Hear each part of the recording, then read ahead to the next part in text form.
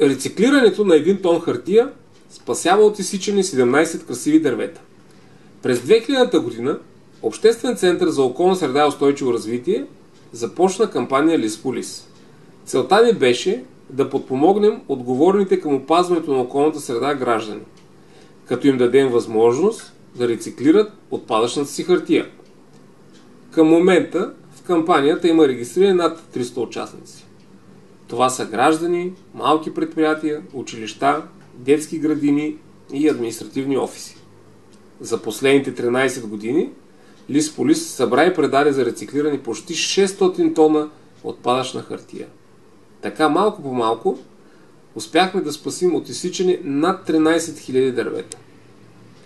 Всеки вторник и сряда, понякога и четвъртък, двама доброволци с пикап обикалят града и събират отпадъчна хартия от участниците, подали своите заявки.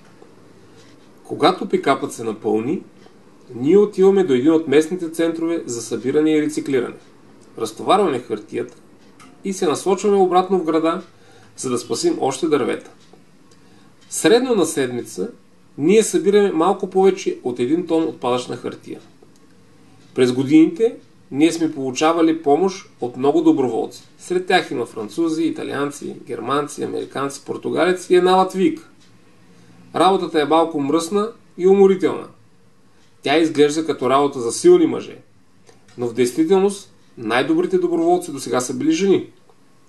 Ако за вас опазването на околната среда е важно, ако мислите, че нашата кауза е добра, вие можете да ни помогнете, като станете участник или доброволец. Ще ни откриете на нашия уебсайт или фейсбук страница. Обадете ни се!